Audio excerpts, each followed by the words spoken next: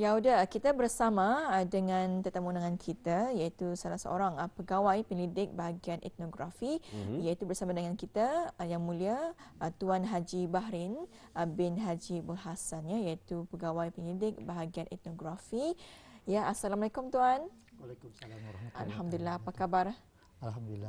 Baik, Alhamdulillah. Jadi Tuan, kita akan membincangkan ataupun kita sedikit sebanyak Tuan akan menjelaskan mengenai untuk hari ini iaitu durong. Itu salah satu barangan warisan kita ni di mana kalau diikutkan generasi pada ketika ini mungkin pernah nampak tapi tidak pernah tahu apa sebenarnya itu, apa kegunaannya. Jadi mungkin terlebih dahulu Tuan dapat Tuan kongsikan sedikit apa sebenarnya durong ini. Okey, bismillahirrahmanirrahim. Sebelum itu saya ucapkan ribuan terima kasih pada pihak Rampai Pagi RTB untuk mengundang saya pada hari ini. Sebenarnya padi merupakan salah satu keperluan penting bagi sumber makanan kita sejak dari zaman dahulu lagi. Di mana pada akhir musim menuai padi ditanam khas akan dijadikan amping padi sebagai makanan istimewa bagi menandakan tamatnya musim menanam padi. Bagi petani tradisi, beberapa keperluan tertentu perlu ada dibina dan disediakan, antaranya ialah durong. Durong merupakan satu pondok khas untuk menyimpan padi dan benih padi yang baru dikatam. Selalunya dibina berhampiran dengan sawah padi. Ianya dibina atas 4 tiang dipasang dengan dinar. Bentuknya seperti rumah kecil, mempunyai sebuah pintu tetapi tidak bertingkap. Manakala atapnya diperbuat daripada daun rumbia dan dindingnya daripada kulit bangku atau daun rumbia. Ada juga yang menggunakan buluh untuk dindingnya. Lantainya diperbuat daripada buluh. Baik, sebelum kita melanjutkan Tuan, ini adalah antara gambaran durong tersebut. Jadi mungkin macam pernah aku nampaknya di mana. Jadi kalau habis kita akan melihat ianya ada berhampiran dengan sawah padi. Pada ketika ini juga alhamdulillah ada juga di beberapa tempat di sawah padi dapat anda menyaksikan apakah ia. Ya, jadi itulah yang dimasukkan dengan durong, merupakan satu pondok khas ya untuk menyimpan padi yang dibina di atas 4 tiang yang dipasang dengan dinar. Jadi Tuan mungkin boleh berkongsi bersama dengan kita bagaimanakah orang-orang dahulu membina sebuah durong ini? Biasanya orang-orang dahulu memilih tempat yang sesuai. Biasanya kawasan yang rata, tidak berjauhan dengan sawah padi itu biasanya. Ini bertujuan untuk proses pengeringan padi. Biasanya padi yang telah dikatam dikeringkan dulu di di kawasan tidak jauh dengan durong padi itu. Maksudnya dilapik dengan tikar mangkuang tu. Padi-padi yang telah dikatam tu dikeringkan. Ia mestilah kering sampai 100% kering lah. Barulah dimasukkan ke durong padi. Jadi penyimpanan di dalam durong padi pun disimpan dengan daun dengan tikar mangkuang dengan ada petitionnya, ia punya petition bukannya bahagian-bahagian. Baik, sebenarnya ada mungkin yang menyaksikan pada ketika ini katanya apa yang di sebelah tetamu kita ni itunya adakah sangkar burung ataupun itu adalah modal bagi durong tersebut. Jadi mungkin lebih lanjut Tuan jelaskan apakah ia. Ini adalah model durong padi durong padi yang mana ianya dibuat tahun lepas kami ada bengkel pembuatan yaitu durong. Dan ini setiap durong yang telah dibuat ini mempunyai ikatan-ikatannya. Ia mempunyai ada tangga. Tangga itu dipanggil tangga kambing tu. Tangga kambing. Jadi kalau tangga kambing ini biasanya kambing ini macam teliti. Kalau ia naik mesti satu-satu lah. Kalau pun turun mesti reverse tu, bukannya reverse. Macam itulah. Sebab itu namanya tengah kambing. Tengah kambing lah. Dan juga yang akan mengikat durong ini Tuan menggunakan bahan apa? Selalunya ia diikat dengan rutan Rutan, rutan peladas. Peladas. Rutan Tumbuhan peladas namanya itu. Rutan jenis. Rutan, Nama rutannya jenis rutan peladas lah. Peladas. Jadi biasanya tuan ukuran dorong ni macam mana? Ukuran kalau ikut standardnya di antara 3 ke 4 meter dia punya keluasannya, dan tingginya 2 meter. 2 meter. Jadinya selalunya dalam 600 gantang lah dalam muat satu-satu durung itu. Baik, kalau rangka bagi durung tersebut adakah juga diperbuat daripada rotan? Rangkanya biasanya dari kalau dindingnya selalunya kalau ikut yang dulu-dulunya memang dari daun-daun lah. Daun apa ni? Daun nipah, daun rubia. Tapi kadang-kadang ada juga lain tempat yang menggunakan kulit buluh. Maksudnya dari buluh yang dijalin lah. Ya. Tapi dari lantai mesti menggunakan buluh lah. Buluh juga. Tapi dulu mana menggunakan paku tu semua ikatan. Ya. Setiap ikatan tu pun mempunyai nama-nama yang tersendiri lah. Ada namanya sanggul petimah, lilitan genggaman ambuk, lilitan genggaman teripas, lilitan kacang, dan lilitan telinga basing. Ya macam-macam dia punya. Kalau yang macam tu tuan apa lilitannya tu? Ada yang namanya? Di sini ada lilitan genggaman ambok ni ia kancang lah maksudnya tu ya balik-balik apa ni memang adalah memang ada bentuknya lah, bentuk dah setiap kalau di kawasan tepi ni mesti ada apa ni ia punya ikatan itu bersambung-sambung lah maksudnya tak putus lah. Jadi penjimatan penggunaan rutan. Jadinya setiap ya satu-satu tu ya memang ada macam kalau yang dah cukup panjang kan, jadinya disambung. Bukan disambung dengan dimasuk-masukkan saja. Iya. Jadi kepada bis kita yang baru saja menyaksikan Ramai Pagi, hari ini kita ni bersama mengikuti tajuknya itu dorong. Itulah ya antara modelnya. Itu dorongnya merupakan satu pondok khas. Satu pondok khas untuk menyimpan padi yang di mana di atas 4 tiang yang dipasang dengan dinar. Jadi tuan, pada zaman ini adakah dorong ini masih digunakan atau macam mana? Pada masa ini pembinaan dan penggunaan dorong sudah semakin kuranglah diamalkan kerana pelbagai kaedah moden yang digunakan lebih efisien dan selamat. Dan juga jikalau kita ni jalan-jalan di kawasan-kawasan kampung pedalaman, terutama sekali sawah padi, mungkin kita ni nampak dorong ini, tetapi kebanyakan sudah usang dan tidak digunakan lagi.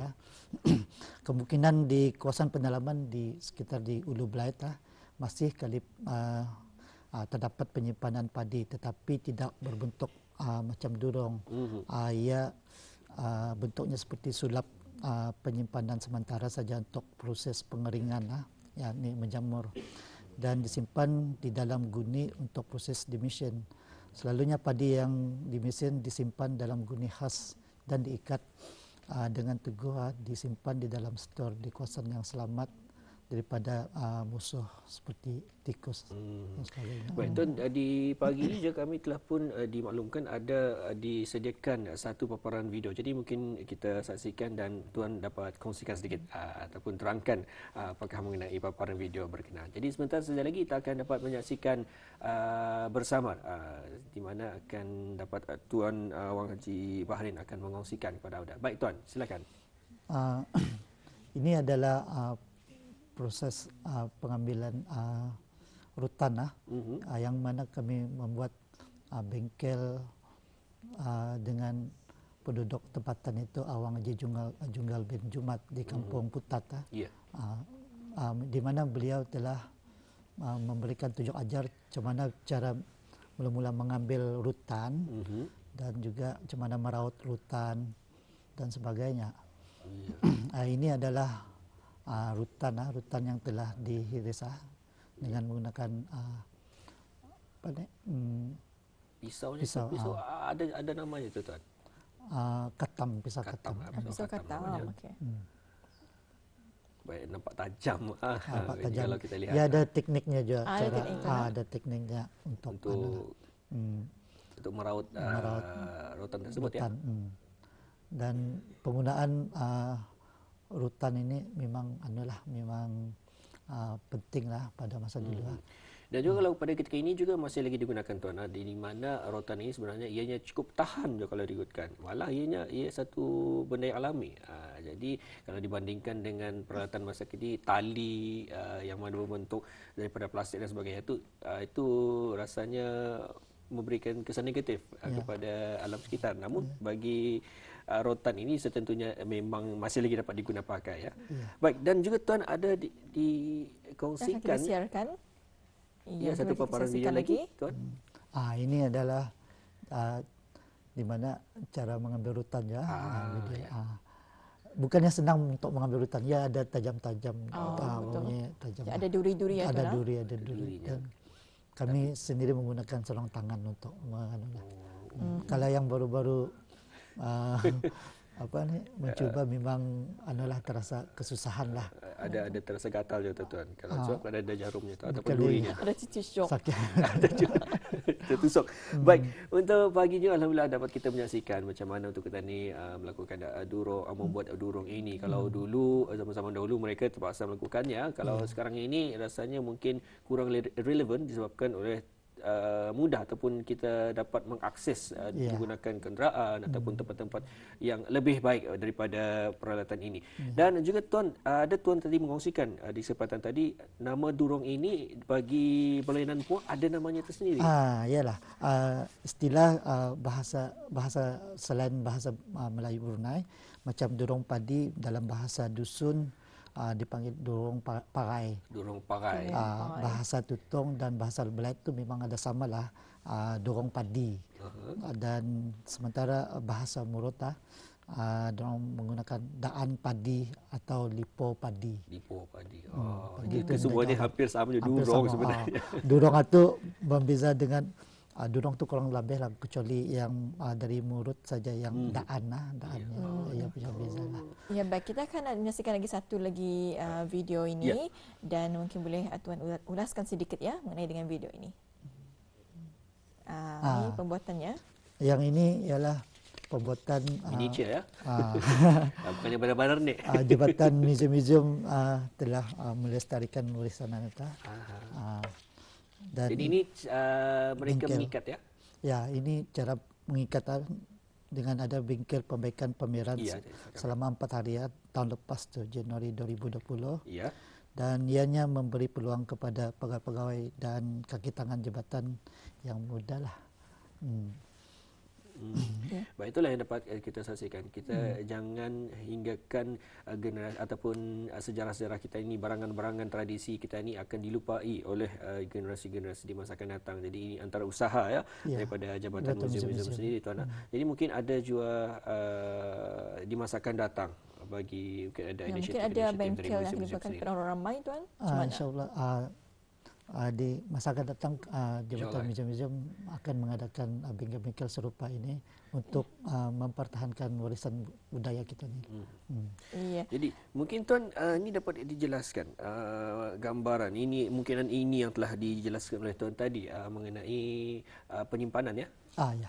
Okey, ini adalah padi yang telah dituai disimpan di itu lapiknya ialah tikar mangkuang. Tikar mangkuang. Tikar mangkuang, dan padi ini memang sudah dikeringkan sebelum ianya diproses untuk dijadikan beras buat masa ini di mission lah, pakai mission. Jadi disimpan di dorong. Jadi berapa lama tuan kalau biasanya padi ini disimpan di dorong sebelum diproses? Selalunya proses untuk penyimpanan memang walaupun sampai 2-3 tahun memang tahan. Kalau dulu-dulu memang orang-orang dulu menggunakan padi ini, diorang untuk setahun tu kan, diorang memang padi yang diorang proses untuk jadikan padi untuk jadikan beras tu tidak satu maksudnya untuk 1 tahun lah permulaan. Jadinya beras yang baru masuk lagi akan disimpan. Jadinya yang beras yang lama tu memang untuk dihabiskan secara sistematik lah ya. Sistematik lah. Dan jadinya durong inilah untuk durong bagi petition 2 petition tu kan. Ya. Jadinya beras yang padi yang baru tu memang disimpan sebelah dalam. Sementara yang padi yang lama di sebelah luar. Sebaris dengan pintu ya. Pintu. Jadinya di ruang pintu durong tu pun memang untuk melangkah di depan tu itu mesti dikosongkan untuk durong masuk ke dalam lah. Menyenangkan. Jangan memuyahkan diri ni. Alhamdulillah ya. Ada juga pengalaman lah dulu pasal saya dulu pernah ikut untuk berpadi dan durong padi ni memang tempat permainan lah maksudnya dulu.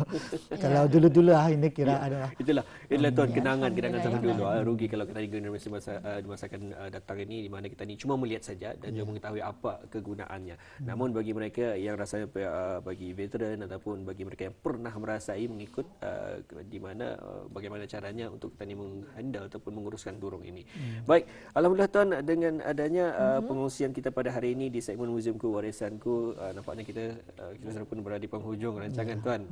Minta maaf juga mungkin ada lagi lebih lanjut insya-Allah di lain kesempatan tuan. Dan baik, terima kasih kepada Yang Mulia Tuan Haji Bahrin bin Haji Bul Hasan iaitu pegawai penyelidik bahagian etnografi telah pun berkongsi kepada kita ya mengenai dengan apa sebetulnya durong ini ya dan pastinya ianya merupakan salah satu khazanah ya yang perlu kita ni kekalkan sebetulnya. Apapun kita ucapkan terima kasih kepada tuan dan insya-Allah ya kita akan bersua lagi. Assalamualaikum. Waalaikumsalam.